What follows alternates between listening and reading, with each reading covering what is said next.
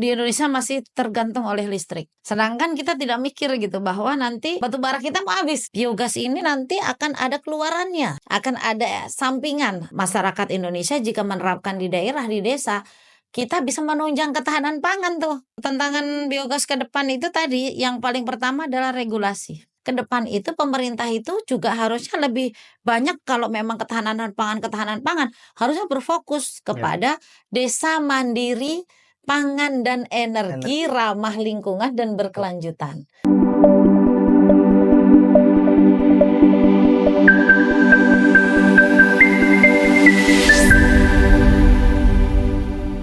Halo guys, welcome back to podcast Symbiosis Indonesia, Grow Together Sustain Forever. Di segmen kedua ini kita bakal bahas soal dunia ini kan lagi aktif bertransisi terkait transisi energi bersih.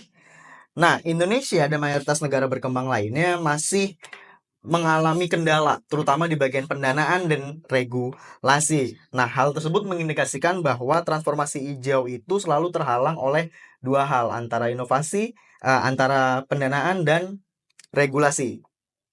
Ibu Sri ini kan udah berpengalaman dalam sektor biogas cukup lama, Bu. Ya. Nah, bagaimana di lapangan, Ibu, dari sisi biaya, kemudian efisiensi reaktor dalam hal energi yang dihasilkan dari biogas, kemudian pengembangan dan market, Bu? Oke. Seberapa kompetitif nih, Bu, biogas dibanding sumber energi lain? Karena Indonesia kan dari landscape-nya diuntungkan dari 3 hal. Ya. Pertama ada surya yang sepanjang tahun menyinari Indonesia, kemudian hidro karena Indonesia negara kelautan dan dialiri banyak air, kemudian ada gas bumi. Ya. Indonesia juga kaya akan gas bumi. Gimana, Bu? Oke, Energi baik. biogas. Jadi energi biogas dibandingkan dengan energi terbarukan yang lain ya. Terutama ini mungkin saya jelaskan dari energi tenaga surya. Tenaga surya itu memang kita Indonesia potensi sepanjang tahun, sepanjang hari kita pasti tetap ada matahari.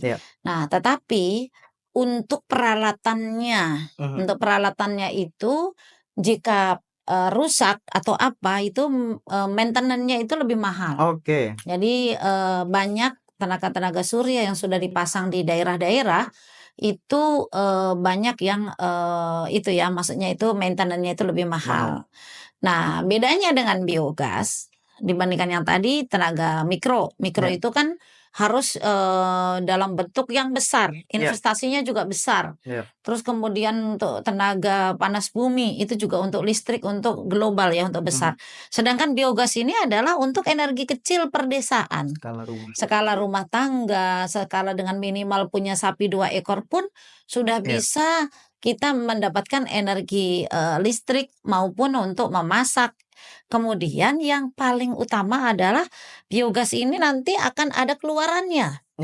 Akan ada sampingan, nilai samping itu adalah keluaran dari biogas itu bisa dijadikan pupuk organik padat dan cair. Sehingga pada saat orang berinvestasi untuk membeli biodigester dibandingkan dengan yang tadi kan lebih besar gitu ya. Di itu misalkan dia beli digester 1,5 tahun sampai 2 tahun bisa balik modal. Dengan cara apa? Menjual pupuk cair dari keluaran biogas tadi. Nah, itu ada sampingnya. Ada nilai nilai samping ya. Jadi dibandingkan kita memakai hanya gasnya saja. Tapi kalau kita berinvestasi dengan tenaga surya, kita hanya dapat energinya saja. Tapi kita tidak bisa balik modal.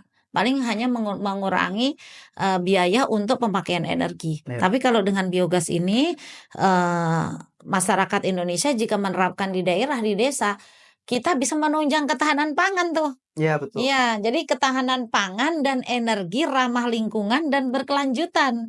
Seharusnya ke depan itu pemerintah itu juga harusnya lebih banyak kalau memang ketahanan pangan harusnya berfokus kepada desa mandiri pangan dan energi ramah lingkungan dan berkelanjutan. Nah, kami berharap ke depan ini pemerintah Pak Prabowo itu bisa nih membuat desa mandiri pangan dan energi ramah lingkungan dan berkelanjutan. Itu salah satunya penerapan dari sisi dari aplikasi dari biogas ini.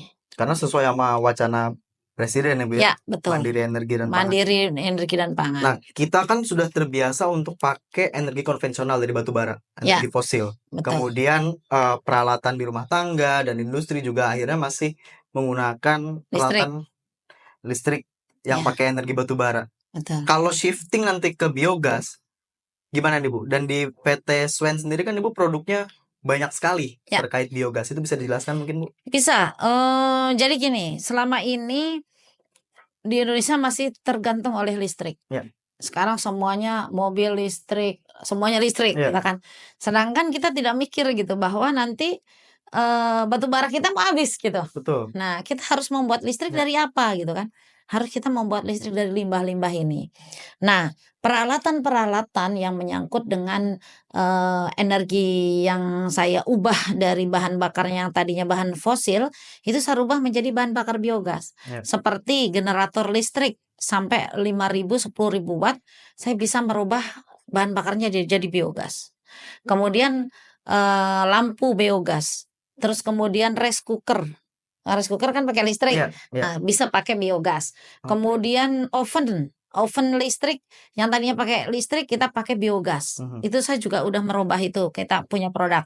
Kemudian ada juga kami bikin water heater, mandi air Oke. panas, itu pun kita bisa pakai Oke. biogas.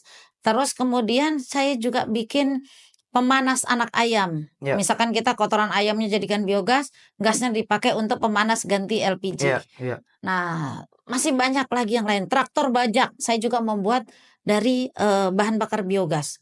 Untuk Nah, pertanian ya. untuk pertanian ya, untuk bajak itu nggak usah Ya. lagi pakai solar atau bensin, tapi pakai biogas bisa gitu ya. Oke. Terus kemudian pendingin, ini saya juga lagi meriset untuk pendingin itu bisa bahan bakarnya biogas. Jadi bahan yang untuk energinya itu semua dari biogas. Inilah makanya dengan seperti ini sebetulnya sudah pemerintah atau apa namanya Pemda atau apa untuk mengembangkan ini udah nggak sulit. Saya sudah Provide mengawali, sendiri. udah provide untuk bahan itu gitu. Tinggal disambut aja sama pemerintah Bu ya. Betul, tinggal disambut aja bagaimana mengimplementasikannya kan Ya. gitu. Tapi saya penasaran Bu, dari sisi efisiensi dibandingkan energi alternatif lain. Kalau dalam konteks iklim memang energi alternatif manapun selama tidak menghasilkan emisi seperti energi fosil itu pasti baik.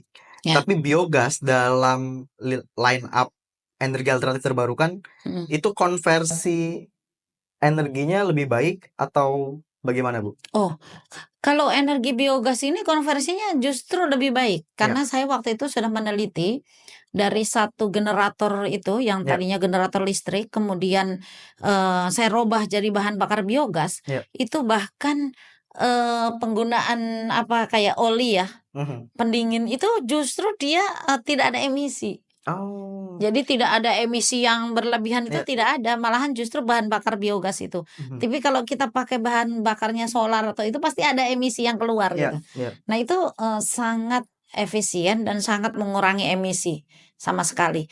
Nah, apalagi di dunia peternakan itu emisi gas yang untuk rumah kaca itu bisa mencapai 18%. Ya. Jadi kalau kita tangkap kotorannya itu menjadi biogas, itu jadi Iya, betul, banyak betul. mengurangi gitu Iya, ya. iya. Karena kita bisa bakar, kita pakai untuk memasak, untuk penerangan dan sebagainya. Seperti itu. Karena kan salah satu kontributor emisi itu kan justru dari kotoran sapi itu Bu ya, Betul, metananya. kotoran sapi. Apalagi sekarang swasembada daging sapi, Ya. daging itu apa. Ya harus diiringi Betul. dengan ini. Gayung bersambut ini biogas Harus ini Bu ya. gayung bersambut, betul. Tapi Bu, tadi kan bicara soal peternakan. Ya. Untuk masyarakat di daerah, di pedesaan mungkin akan sangat familiar. Tapi tantangannya hari ini ketika matahari itu kan bisa menyinari dari mulai perkotaan ke pedesaan. Kemudian angin bertiup dari kota desa sama. Tapi bicara biogas, resource-nya ini kan dua. Limbah organik. Ya. Antara dari kotoran sapi, domba, atau dari sampah organik. Nah, itu kalau di perkotaan bagaimana Bu? Oke. Kalau di perkotaan itu bisa alternatifnya itu ada dua. Ya. Bisa dari sampah. Sampah organik itu Sampah di kota daripada Banyak ya? dibuang ke Galuga gitu ya. Atau dibuang ke Bantar Gebang gitu ya. Lebih baik diolahlah di setiap rumah tangga itu kalau Oke. bisa mempunyai selain biogas ya, kalau memang biogas itu harus tingkatannya itu RT Iya. atau RW Hmm. atau satu kelurahan. Iya. Tapi kalau misalkan per rumah kayaknya untuk membuat biogas dari sampah itu agak sulit. Itu paling solusinya adalah untuk mengurangi sampah itu pakai biokomposter rumah tangga. Jadi Oke. sayuran misalkan kayak misalkan buah-buahan, Iya. kemudian sayur-sayur apa namanya bekas-bekas sayuran, bekas-bekas itu tuh bisa dimasukkan ke dalam biokomposter itu. Tapi yang kedua adalah dari kotoran manusia. Iya. Di kota ini banyak hotel, Iya. banyak pos-kosan, banyak kantor, banyak semuanya. Itu harusnya di bawah septic tanknya itu diganti dengan biodigester. Iya.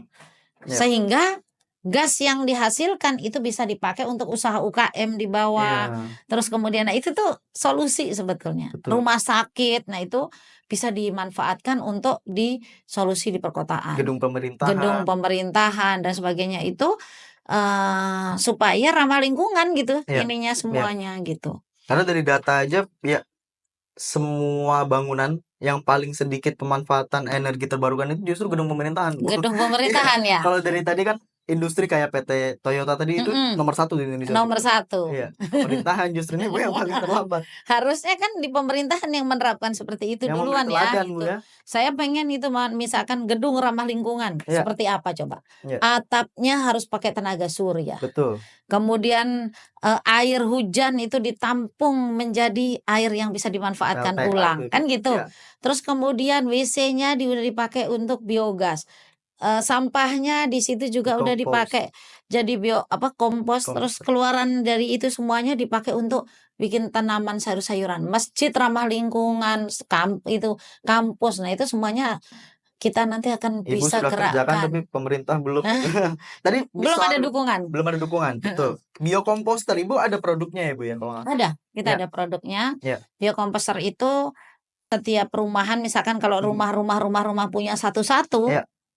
ya tidak Beres. membuang sampah sebetulnya, sampah TPA organik. berkurang bebannya, Bu ya. Berkurang karena yang bikin bau, yang bikin itu adalah Ya. sampah organik. Sehingga ibu-ibu itu sudah bisa memproduksi pupuk cair dan pupuk padat sendiri untuk Ya. tanaman sayuran di depan rumahnya sebetulnya. Jadi Mandiri pangan tadi itu, Bu ya. betul, jadi nggak usah lagi dibuang bawa ke tempat sampah kalau menurut saya seperti itu. Luar biasa. Berarti ini Ibu ini udahlah bermain di energi terkait lingkungan juga main juga, Bu ya. Ya, karena saya juga dosen manajemen lingkungan Oh, ya. iya. Saya Ya. juga dosen pascasarjana manajemen lingkungan. Saya Ya. juga kuliah S3 saya pengelolaan sumber daya alam dan lingkungan juga di Institut Pertanian Bogor. Jadi saya itu memang orang yang punya cita-cita itu Ya. bikin masjid ramah lingkungan, bikin Oke. sekolah ramah lingkungan yang tadi semua penataan dari infrastrukturnya, tata ruangnya Ya. dan sebagainya Ya. itu harus mulai didesain dari awal. Mulai dari atapnya udah pakai tenaga surya, Ya. kemudian tampungan air dan sebagainya gitu. Nah, untuk biogas ini sebetulnya Bisa tunjukin mungkin, Bu. ya ini Ya. ini biogas untuk ininya. Nah, ini biokomposter. Oh, Ya, ini yang untuk biokomposternya. ini tadi. Ya.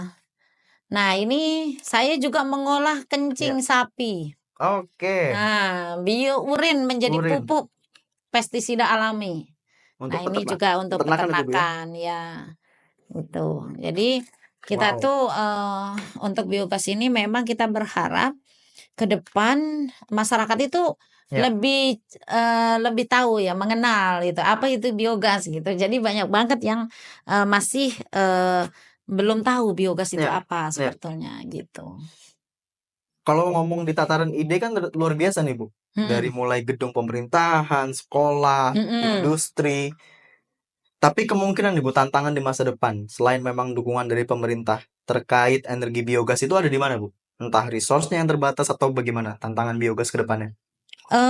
Tantangan biogas ke depan itu tadi yang paling pertama adalah regulasi. Ya. Regulasi dari pemerintah sendiri.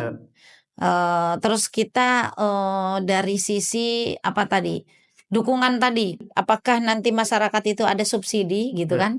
Ada bisa disubsidi separohnya atau berapa itu sehingga masyarakat itu bisa menggunakan ini gitu Iya. loh. Nah itu bisa tantangan nanti ke depan itu seperti itu. Karena orang membeli ini, daya beli untuk sendiri itu masih belum mampu gitu. Oke. Sehingga banyak ini biogas itu yang sekarang itu cuma dianggarkan oleh, anggaran-anggaran pemerintah, Mhm. seperti itu.